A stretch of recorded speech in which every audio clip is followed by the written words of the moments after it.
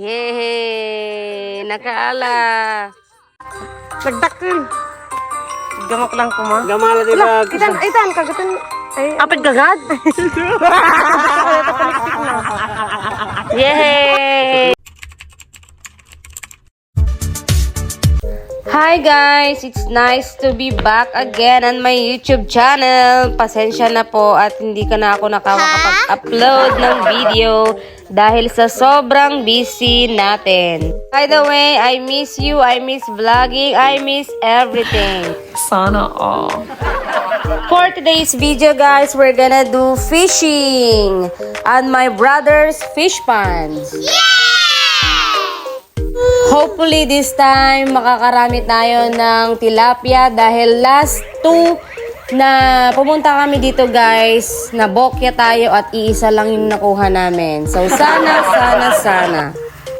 Maaga nga sana kaming pupunta dyan, pero tignan nyo nga naman, magtatanghalit na't mainit. Kasama pa namin ang aming bulinggit na si Baby Ellie. Ang sabi kasi ng aking kapatid, dapat daw agahan kapag mamimingwit dahil mas naamamo da kanukwa, o diba? Tsaka mo Tagalog tinamamo, bahala kay Meten. So tara guys, samahan nyo kami at mamingwit. Sana makarami tayo para may ulam si Ellie dahil gusto pa naman niya ng mga sabaw na ulam. Bago nga tayo makarating doon, marami pa tayong pagsubok na dadaanan. Kasama na yung mga malalaking dahon na yan, kawayan.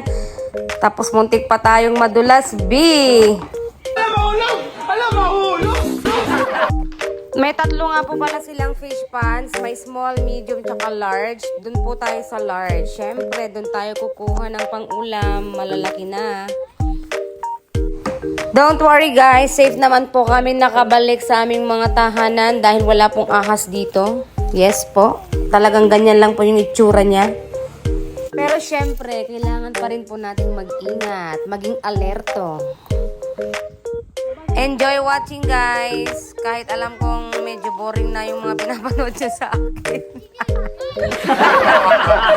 Kapag mamimingwit nga pala guys, make sure na hindi na dapat kumain ng 2 araw yung mga isda para kapag namingwit na tayo, may paing pa tayo na bulate. Ayan, gutom na gutom sila para marami daw tayong makuha. Pero let's see kung meron ba talaga. Dahil 2 araw na daw itong hindi kumain.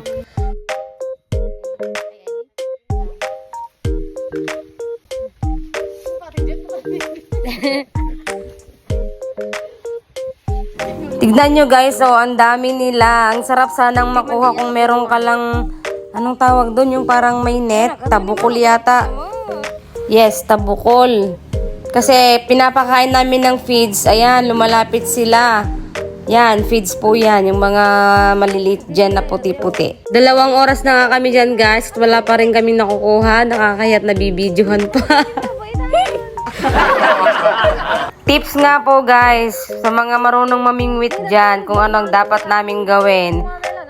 Kasi baka yung problema nasa pagkain sa bulate dahil A, nagsasawa na sila, o kaya B, sa sobrang ingay namin. Comment down below guys. Tayo ka mo. Ate kinanan. Ate kinanan eh. Alagat din mabait tayo.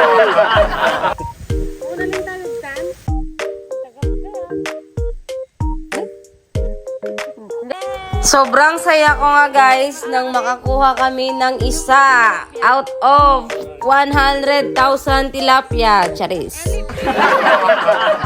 Hindi rin nagtagal guys, nakakuha na naman kami ng isa pa. Kaya naman 2 na.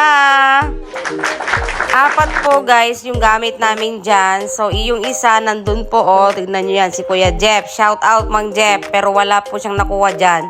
Shout out rin po kay Daddy, nandun po. Ayun. Shout out sa'yo, Daddy. Wala ka rin nakuha ngayon. Better luck next time, guys. Lahat nga po, guys, ng tilapia na nakuha namin, si Kuya Jomar lahat ang nakabingwit. Kaya naman, bigyan ng award yan. Uy, hindi lang pala tilapia. Meron din tayong nakuhang Taiwan.